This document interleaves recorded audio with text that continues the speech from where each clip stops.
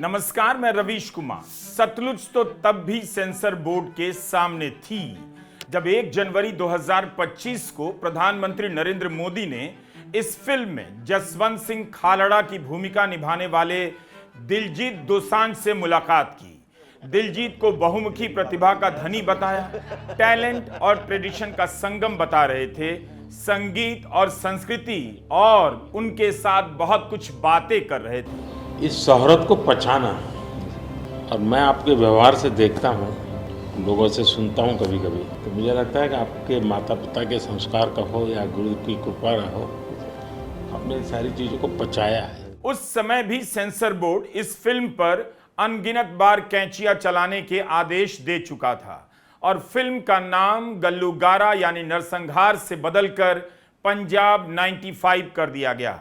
लेकिन जैसे ही सतलुज नाम से यह फिल्म ZEE5 OTT प्लेटफॉर्म पर दिखाई गई, कुछ ही घंटों के बाद अचानक गायब हो गई। इस समय पंजाब की पृष्ठभूमि पर 2 फिल्में हैं, इम्तियाज अली की मैं वापस आऊंगा और दूसरी हनी त्रेहन की सतलुज।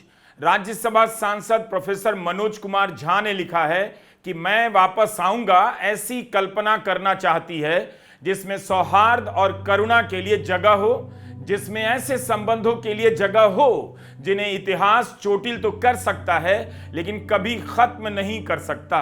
मैं वापस आऊंगा उकसाने की कोशिश नहीं करती, उकसाने का आरोप सतलुज पर भी नहीं है।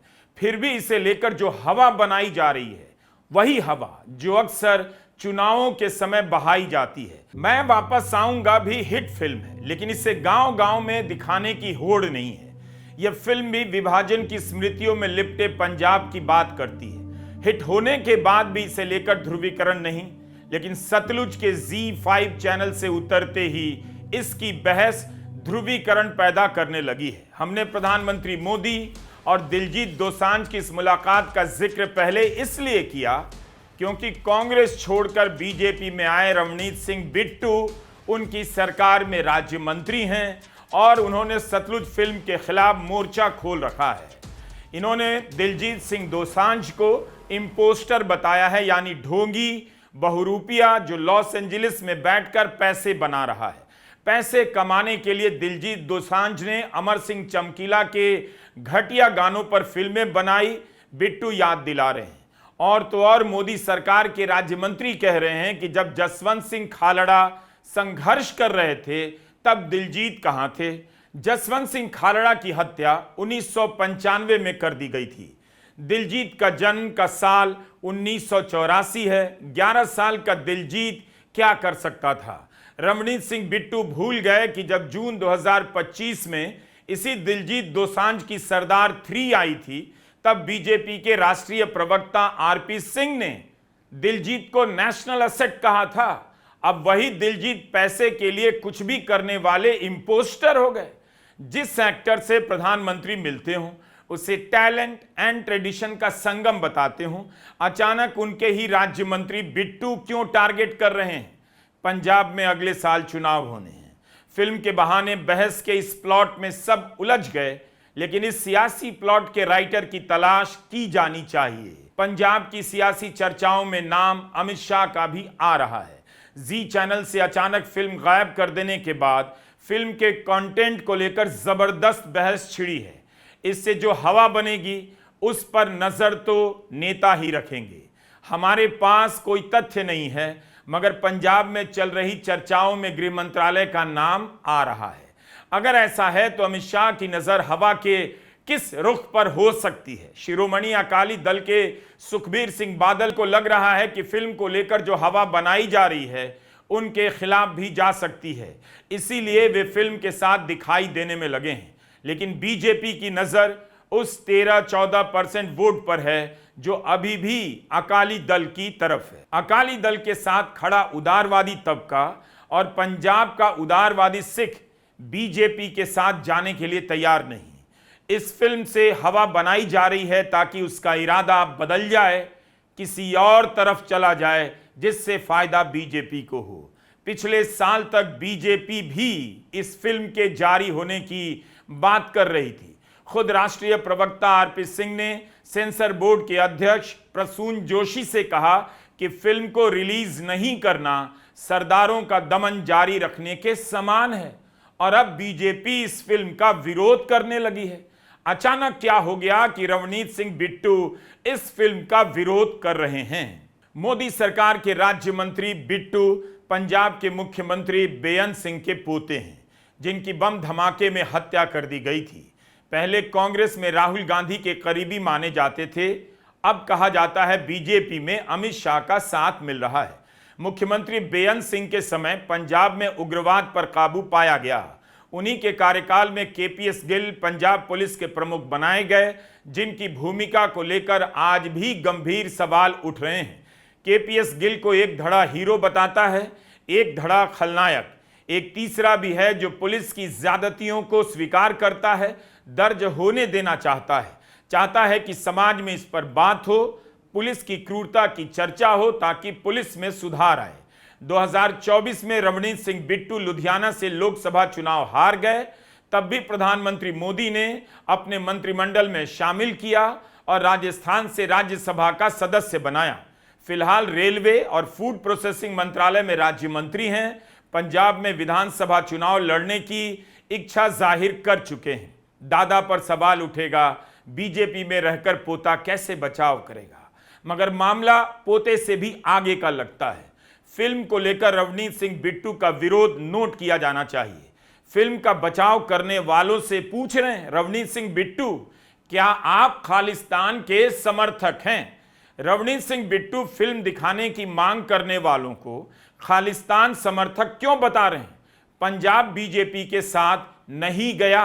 राजनीतिक जानकार मानते हैं कि फिल्मों को लेकर जो बहस चलाई जा रही है उसके पीछे का मकसद है सिख समुदाय का विशाल उदारवादी तबके में ध्रुवीकरण पैदा हो जाए।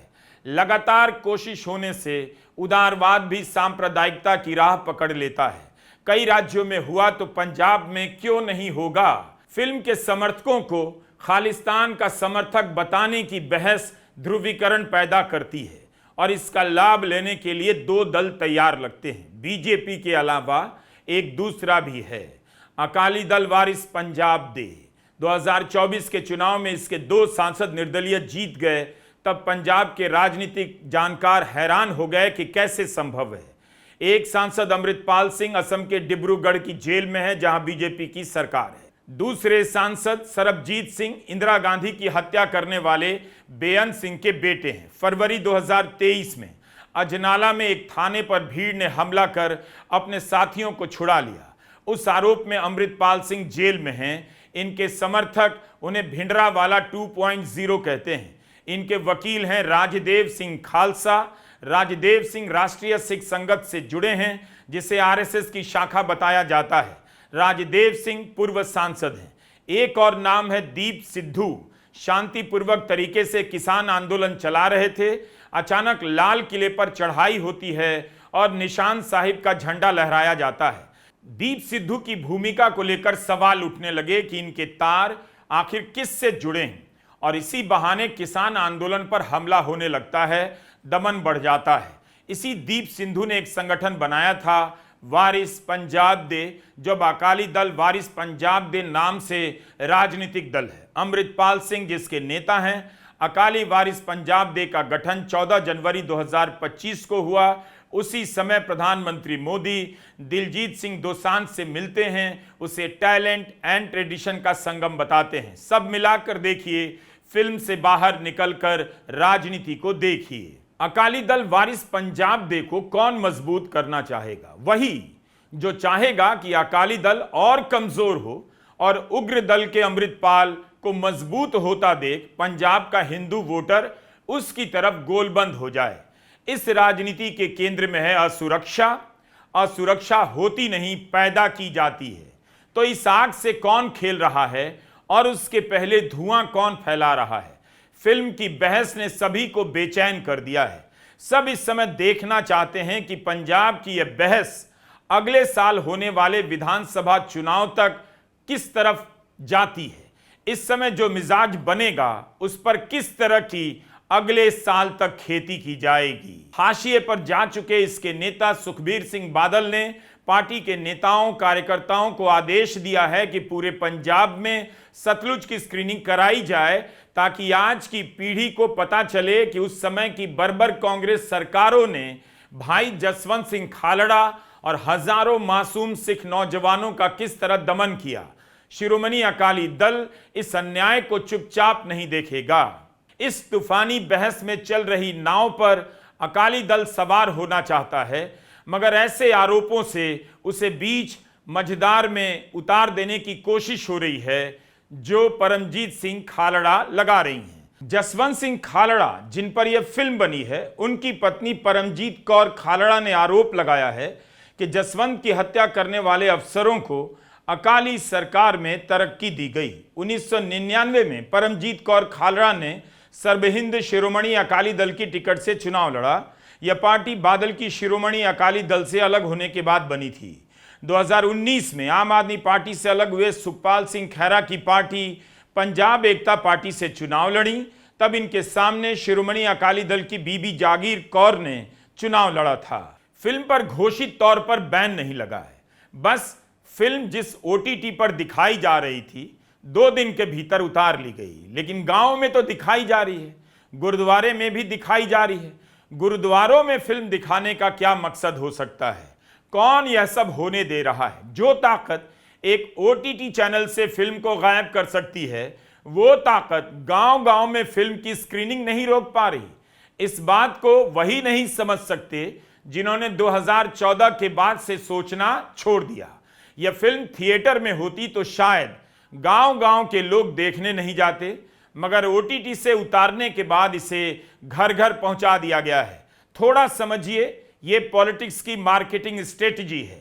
सरकार के सूत्रों ने समाचार एजेंसी ANI से कहा है कि सतलुज के पास थिएटर में रिलीज होने के लिए सर्टिफिकेट नहीं था। सर्टिफिकेशन की प्रक्रिया पूरी करने के बजाय निर्माताओं ने फिल्म का नाम बदल दिया और OTT प्लेटफॉर्म पर रिलीज कर दिया। सूत्रों ने कहा है कि निर्माताओं ने सेंसर बोर्ड के 127 कट स्वीकार नहीं किए और रिलीज को टाल दिया गया। बाद में चुपचाप OTT पर नाम बदलकर रिलीज किया गया। जैसे ही सरकार को इसकी जानकारी मिली, ZEE5 से फिल्म हटाने के लिए कहा गया। सुरक्षा कारणों को लेकर यह निर्देश दिए गए। अगर उन्हें फिल्म को थिएटर OTT पर रिलीज करनी है तो नियम का पालन करना चाहिए। जी ने कहा कि फिल्म के साथ है, मगर आदेश के अनुसार फिल्म हटा दी गई है। OTT से निकलकर फिल्म अब पंजाब के गांव-गांव में पहुंचाई जा रही है। सब कुछ सही समय पर हो रहा है। सही समय मतलब चुनाव के पहले। सेंसर बोर्ड सूत्रों से बोल रहा है, फिल्म OTT पर रिलीज होकर हटा ली गई है और वही फिल्म गांव-गांव और गुरुद्वारों में दिखाई जा रही है। किसी भी गांव से ऐसी कोई खबर नहीं आई जिससे लगे कि सुरक्षा को खतरा हो सकता है, मगर जो बहस चलाई जा रही है उसमें कई सियासी संभावनाएं नजर आती हैं। जसवंत सिंह खालड़ा ने जो किया वह बड़ा काम था। उनके हीरो बनने से किसी को समस्या नहीं, लेकिन फिल्म को रोकने से जो सियासी बहस पैदा हो रही है, बात उसकी है। जिस तरह के मुद्दे खड़े किए जा रहे हैं वो पंजाब को उसी दौर की यादों में ले जाना चाहते हैं जिससे पंजाब निकल आया है। पंजाब में भयंकर बेरोजगारी है, खेती संकट में है, ड्रग्स का जाल है, नौजवानों से गांव-गांव खाली है, माइग्रेशन है।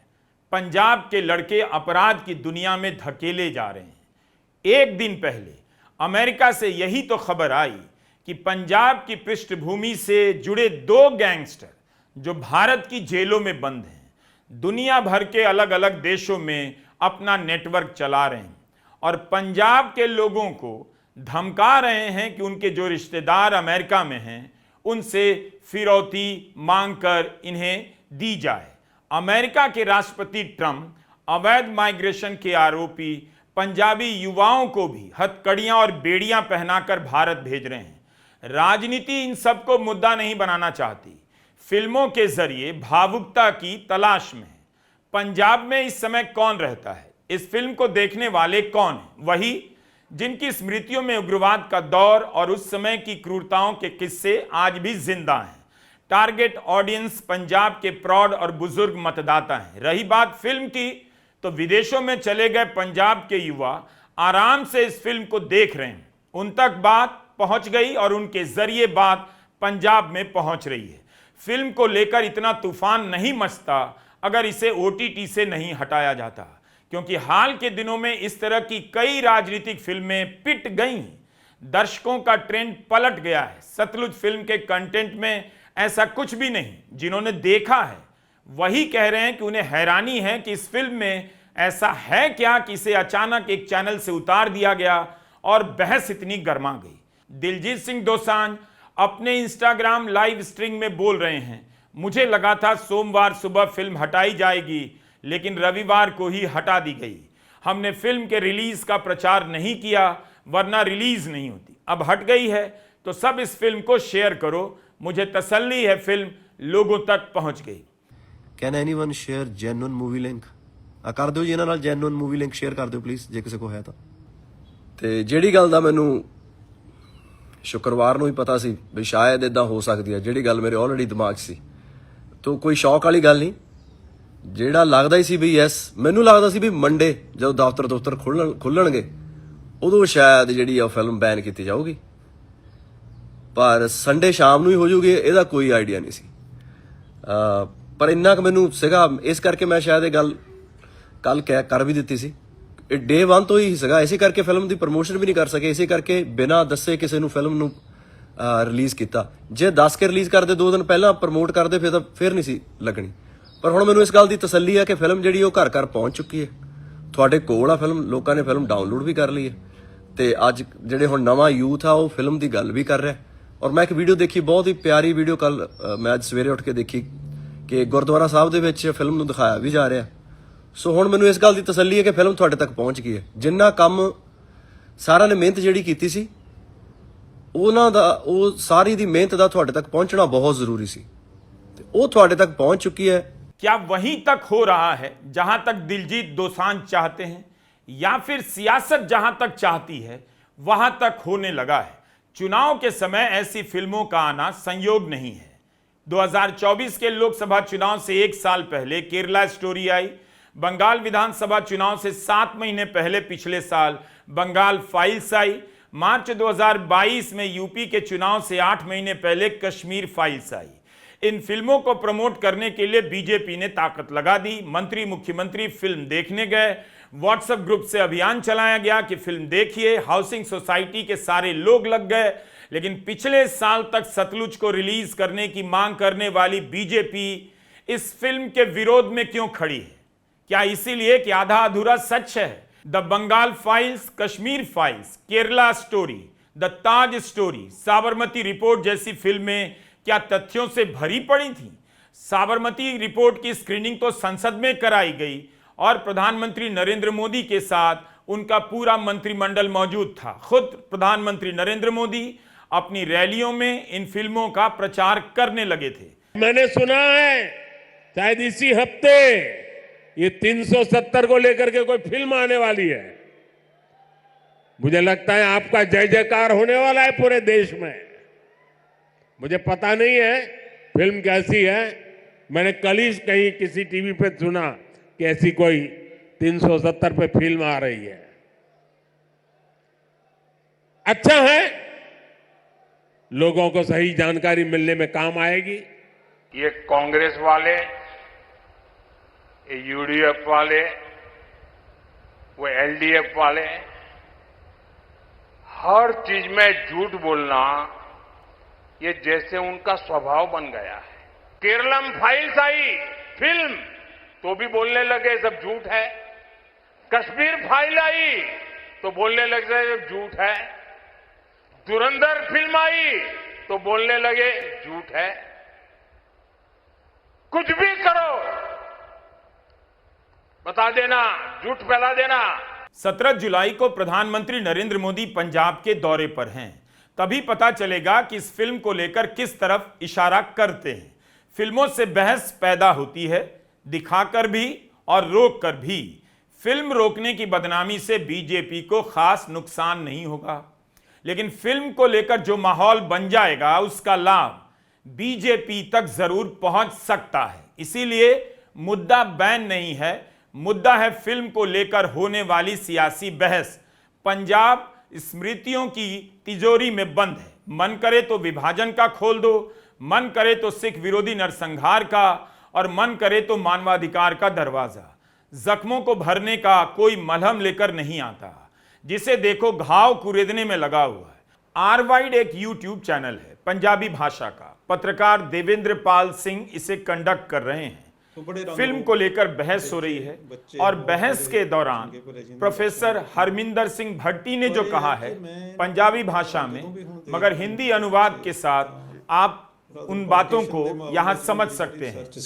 ਅਸੀਂ ਨਾ ਹਿਊਮਨ ਜਿਹੜਾ ਐਂਗਲ ਹੈ ਉਹਦੇ ਤੋਂ ਨਹੀਂ ਦੇਖਦੇ ਕਈ ਵਾਰੀ ਜੀ ਅੱਛਾ ਜਦੋਂ ਹਿਊਮਨ ਐਂਗਲ ਤੋਂ ਨਹੀਂ ਦੇਖਦੇ ਤਾਂ ਉਹਦੀ ਹੀਲਿੰਗ ਨਹੀਂ ਹੁੰਦੀ ਹੂੰ ਜੇ ਤੁਸੀਂ ਸਾਈਕੋਲੋਜੀਕਲ ਪੁਆਇੰਟ ਆਫ ਵਿਊ ਨਾਲ ਦੇਖੋ ਤਾਂ ਬਹੁਤ ਸਾਰੀਆਂ ਕਮਿਊਨਿਟੀਜ਼ ਨੇ ਵਰਲਡ ਦੇ ਵਿੱਚ ਯਹੂਦੀ ਵੀ ਉਹਨਾਂ ਚ ਆਉਂਦੇ ਨੇ, ਆਪਾਂ ਪੰਜਾਬੀ ਖਾਸ ਕਰਕੇ, ਸਿੱਖ ਉਹਨਾਂ ਚ ਵੀ ਖਾਸ ਕਰਕੇ ਆਉਂਦੇ ਨੇ ਕਿ ਜਿਨ੍ਹਾਂ ਦੀਆਂ ਬੜੀਆਂ ਹੈਵੀ, ਜਿਹਨੂੰ ਅਸੀਂ ਪੇਨ ਬੋਡੀ ਕਹਿੰਦੇ ਆ, ਜੀ ਜ਼ੁਲਮ ਸਿਤਮ ਦੀ ਸਟੋਰੀ ਉਹਨਾਂ ਦੇ ਮਨ ਚ ਭਰ ਜਾਂਦੀ ਹੈ, ਉਹ ਪੀੜ੍ਹੀ ਦਰ ਪੀੜ੍ਹੀ ਅੱਗੇ ਚੱਲਦੀ ਰਹਿੰਦੀ ਹੈ। ਉਹ ਪਾਰਟੀਸ਼ਨ ਤੋਂ ਜਿੰਨੀਆਂ ਫੈਮਿਲੀਜ਼ ਆਈਆਂ, ਅਸੀਂ ਜਿੰਨੀ ਕਿ ਥੋੜੀ ਬਹੁਤ ਰਿਸਰਚ ਕਰੀ, ਚੌਥੀ ਪੀੜ੍ਹੀ ਤੱਕ ਵੀ ਨਾਰਮਲ ਨਹੀਂ ਹਨ। ਇਸੇ ਤਰ੍ਹਾਂ ਹੀ ਜਿਹੜਾ 80ਵਿਆਂ ਦਾ ਜ਼ੁਲਮ ਹੋਇਆ ਨਾ, ਅਸਲ ਦੇ ਵਿੱਚ ਇਹ ਬਾਰ-ਬਾਰ ਪਿੰਨ ਪ੍ਰਿਕ ਕਰਕੇ, ਇਹ ਜਿਹੜੇ ਜ਼ਖਮ ਨੇ ਉਚੇੜ ਕੇ ਸਾਨੂੰ ਇਮੋਸ਼ਨਲੀ ਬਲੈਕਮੇਲ ਕਰ ਲਿਆ ਜਾਂਦਾ ਹੈ। ਹੂੰ ਪਰ ਕਮਿਊਨਿਟੀ ਅਸੀਂ ਇਹਦੇ ਫੇਸ ਟੂ ਫੇਸ ਨਹੀਂ ਹੋਏ ਜੇ ਵੀ ਆਖਰਕਾਰ ਇਹ ਹੋਇਆ ਕੀ, ਹੂੰ ਕਿਉਂ ਅਸੀਂ ਮਤਲਬ ਇਹ ਜਿਹੇ ਸਿਚੁਏਸ਼ਨਸ ਦੇ ਵਿੱਚ ਪੰਜਾਬੀ ਹੀ, ਸਿੱਖ ਹੀ ਕਿਉਂ ਫਸਦੇ ਨੇ ਵਾਰ-ਵਾਰ। ਉਹਦੇ 'ਚ ਕਈ ਨੈਰੇਟਿਵ ਬਣ ਜਾਂਦੇ ਨੇ, ਇੱਕ ਤਾਂ ਮਾਣ ਵਾਲਾ ਨੈਰੇਟਿਵ ਬਣ ਜਾਂਦਾ ਹੈ, ਸ਼ਹਾਦਤਾਂ ਦਾ ਉਹ ਇੱਕ ਸੈਪਰੇਟ ਹੈ, ਇੱਕ ਜ਼ੁਲਮ ਦਾ ਬਣ ਜਾਂਦਾ ਹੈ। ਸਾਡੀ ਕਮਿਊਨਿਟੀ ਦੀ ਟ੍ਰੈਜਡੀ ਇਹ ਹੈ ਕਿ ਇਹਦੀ ਬਹੁਤ ਹੈਵੀ ਪੇਨ ਬੋਡੀ ਹੈ, ਮਤਲਬ ਜਿਹੜਾ ਨਾਰਮਲ ਬੰਦਾ ਹੈ ਕੋਈ ਉਹ ਦਰਦ ਨਾਲ ਚੱਲ ਨਹੀਂ ਸਕਦਾ। ਇਸ ਕਰਕੇ ਕੋਲੈਕਟਿਵਲੀ ਫਿਰ ਅਸੀਂ ਜਦੋਂ ਕੋਈ ਇਦਾਂ ਦਾ ਮੌਕਾ ਆਉਂਦਾ, ਜਿਵੇਂ ਫਿਲਮ ਆ ਗਈ ਹੈ ਜਾਂ ਕੋਈ ਘਟਨਾ ਹੋ ਜਾਂਦੀ ਹੈ, ਉਹ ਸਾਰਾ ਪਿੱਛੇ ਜਿਹੜੀ ਉਹਦੀ ਮਤਲਬ ਕਹਿ ਲਓ ਬੈਕਗਰਾਉਂਡ ਹੈ ਨਾ, ਉਹ ਸਾਰੀ ਨੂੰ ਰਿਵਾਈਵ ਕਰ ਦਿੰਦੀ ਹੈ। ਜੀ 45 ਨੂੰ ਕਿੰਨੀ ਦੇਰ ਹੋ ਗਈ ਹੈ, ਅਜੇ ਵੀ ਮਤਲਬ ਚਾਹੀਦਾ ਤਾਂ ਇਹ ਸੀ ਕਿ ਚਲੋ 84 ਹੋ ਗਿਆ, ਦਿੱਲੀ 'ਚ ਵੀ ਹੋਇਆ, ਇੱਥੇ ਵੀ ਹੋਇਆ, ਉਹਨਾਂ ਨੂੰ ਕਿਸੇ ਨੇ ਹੀਲਿੰਗ ਟੱਚ ਨਹੀਂ ਦਿੱਤੀ। ਹਾਲਾਂਕਿ ਆਪਰੇਸ਼ਨ ਬਲੂ ਸਟਾਰ ਜਿਹੜਾ ਕਰਨ ਤੋਂ ਪਹਿਲਾਂ ਉਹਨੂੰ ਲਫ਼ਜ਼ ਹੀਲਿੰਗ ਟੱਚ ਵਰਤਿਆ ਗਿਆ ਸੀ। ਨਾ ਉਹਨਾਂ ਫੈਮਲੀਜ਼ ਕੋਲ ਕੋਈ ਗਿਆ, ਨਾ ਟਰੁੱਥ ਕਮਿਸ਼ਨ ਬਣਿਆ, ਨਾ ਕਿਸੇ ਨੇ ਮਾਫੀ ਮੰਗੀ, ਨਾ ਕੋਈ ਕੰਪਨਸੇਸ਼ਨ ਹੋਈ। ਈਵਨ ਜਿਹੜੇ ਫੌਜ ਜੀ ਆਪਣੀਆਂ ਨੌਕਰੀਆਂ ਛੱਡ ਕੇ ਆ ਗਏ, ਮਤਲਬ ਅਜੇ ਉਹ ਓਪਨ ਪਿਆ, ਉਹਦੀ ਕੋਈ ਕਲੋਜ਼ਿੰਗ ਕਿਸੇ ਲੈਵਲ ਤੇ ਵੀ ਨਹੀਂ ਹੋਈ। ਚਲੋ ਮੈਂ ਕਹਿੰਦਾ ਸਰਕਾਰ ਨੇ ਨਹੀਂ ਕਰੀ, ਕਮਿਊਨਿਟੀ ਦੇ ਲੈਵਲ ਤੇ ਵੀ ਨਹੀਂ ਹੋਈ, SGPC ਨੇ ਵੀ। ਮਤਲਬ ਉਹਨਾਂ ਦੀ ਜਿਹੜੀ ਪੀੜਾ ਹੈ ਕਿ ਜਿਨ੍ਹਾਂ ਦੇ ਬੱਚੇ ਲੱਭੇ ਹੀ ਨਹੀਂ, ਜਿਨ੍ਹਾਂ ਦੀਆਂ ਲਾਸ਼ਾਂ ਹੀ ਨਹੀਂ ਮਿਲੀਆਂ, ਉਹਨਾਂ ਦੇ ਨਾਲ ਕੋਈ ਹਮਦਰਦੀ ਦਾ ਜਾਂ ਹੋਰ, ਨਾ ਸੋਸ਼ਲੀ, ਨਾ ਪੋਲੀਟੀਕਲੀ, ਨਾ ਐਡਮਿਨਿਸਟ੍ਰੇਟਿਵਲੀ, ਨਾ ਸਾਈਕੋਲੋਜੀਕਲੀ ਅਸੀਂ ਇਹਨਾਂ ਜ਼ਖਮਾਂ ਨੂੰ ਦੇਖਿਆ ਵੀ ਨਹੀਂ। ਦੂਰ ਕਰਨ ਦੀ ਤਾਂ ਗੱਲ ਹੀ ਹੈ, ਹੋਰ ਹੈ। ਉਹ ਦੇਖਿਆ ਕਿਉਂ ਨਹੀਂ? ਕਿਉਂਕਿ ਜਿਹੜੇ ਅਸੀਂ 80ਵਿਆਂ ਦੇ ਵਿੱਚ ਪੁਲਿਸ ਸਟੇਟ ਬਣਾਈ, ਨਾਰਮਲ ਸਟੇਟ ਤੋਂ ਕਿੰਨੇ ਡਿਸਟ੍ਰਿਕਟ ਪੁਲਿਸ ਦੇ ਬਣ ਗਏ, ਕਿੰਨੇ ਜਿਹੜੇ ਪੁਲਿਸ ਵਾਲੇ ਸੀ ਉਹਨਾਂ ਨੂੰ ਕਈਆਂ ਨੂੰ ਬਾਹਰ-ਬੂਰ ਭੇਜ ਦਿੱਤਾ ਗਿਆ, ਕਈ ਮੁਕੱਦਮਿਆਂ 'ਚ ਫਸ ਗਏ। ਕਿਸੇ ਨੇ ਇਹਨੂੰ ਹਿਊਮਨ ਐਂਗਲ ਤੋਂ ਨਹੀਂ ਦੇਖਿਆ कि आखिरकार ये सीन क्रिएट किने कीता सी। इस फिल्म से कांग्रेस पार्टी पर सवाल उठ सकते थे, मगर कांग्रेस फिल्म दिखाए जाने की मांग कर रही है। कांग्रेस विधायक परगट सिंह ने कहा है कि दिखाई जानी चाहिए। अतीत में जो भी हुआ, यह बात मानी जाती है कि स्टेट की फोर्स का गलत इस्तेमाल हुआ। ऐसी फिल्में रिफॉर्म लाने का मौका देती हैं। मेरा मानना है कि फिल्म स्क्रीन होनी चाहिए, बैन नहीं। कांग्रेस विधायक सुखबीर सिंह खैरा ने भी कहा है फिल्म रिलीज होनी चाहिए। जिस कहानी पर आधारित है उसे सुप्रीम कोर्ट ने सही माना है। मुझे अफसोस है कि आज वही पुलिस आम आदमी पार्टी के राज में भी काम कर रही है। पंजाब के पूर्व मुख्यमंत्री कांग्रेस नेता चरणजीत सिंह चन्नी ने भी कहा है फिल्म में सच्चाई है, दिखाई जानी चाहिए। हमारी संस्कृति और भाषा को प्रमोट करने में पंजाबी फिल्मों का रोल रहा है। अगर किसी को लगता है कि फिल्म में सच्चाई नहीं है तो कोर्ट जा सकता है। अकाली नेता हरसिमरत कौर बादल कह रही हैं कि आम आदमी पार्टी ने ही केंद्र से फिल्म पर रोक लगवाने की मांग की है, लेकिन आम आदमी पार्टी के विधायक कुलदीप सिंह धालीवाल ने फिल्म पर रोक का विरोध किया है और दिखाए जाने की मांग की है। तो सब एक दूसरे को इस बहस में घसीट रहे हैं। 4 साल तक फिल्म ने रिलीज का इंतजार किया, फिर 2 ही दिन में वापस खींच ली गई। अभी तक फिल्म को हटाने का आधिकारिक आदेश सार्वजनिक नहीं किया गया है। इंफॉर्मेशन एंड ब्रॉडकास्टिंग मंत्रालय ने इसे लेकर एक high level inter departmental committee का गठन किया है, ऐसी खबरें छपी हैं। फिल्म को हटाने के कारण सार्वजनिक नहीं किए गए, लेकिन सूत्रों के हवाले से बयान चल रहा है फिल्म को थिएटर में रिलीज करने की अनुमति नहीं थी, इसीलिए ZEE5 पर रिलीज कर दी गई। तो सवाल यह भी है कि फिल्म थिएटर में अब तक क्यों नहीं रिलीज हुई। इससे पहले भी सतलुज 2023 में टोरंटो इंटरनेशनल में दिखाई जाने वाली थी, मगर भारत सरकार की आपत्ति के कारण वापस ले ली गई। तब तो हंगामा नहीं हुआ। क्या इस वक्त इतना हंगामा इसलिए हो रहा है क्योंकि इस फिल्म से पंजाब में गर्म हवा चलाई जाने वाली है? हमने इस वीडियो में फिल्म के कंटेंट पर बात नहीं की है, जसवंत सिंह खालड़ा की शानदार भूमिका की बात नहीं की है। फिल्म देखने के बाद ही बात हो सकती है, लेकिन इस फिल्म के बहाने जो राजनीति हो रही है, जो संभावनाएं बनाई जा रही हैं, उसकी बात की है। पिछले साल पंजाब में भयंकर बाढ़ आई, पंजाब की सारी नदियां उफान पर थीं, सतलुज ने भी भारी तबाही मचाई, मगर तब पंजाब एकजुट होकर एक दूसरे की मदद में लग गया। एक साल के भीतर सतलुज नाम की एक फिल्म आई है। फिल्म के बहाने ऐसी राजनीति नहीं होनी चाहिए जो पंजाब की एकता और पंजाबियत के भीतर की करुणा और सौहार्द को बहा ले जाए। फिल्म दिखाई जानी चाहिए। नमस्कार, मैं रवीश कुमार।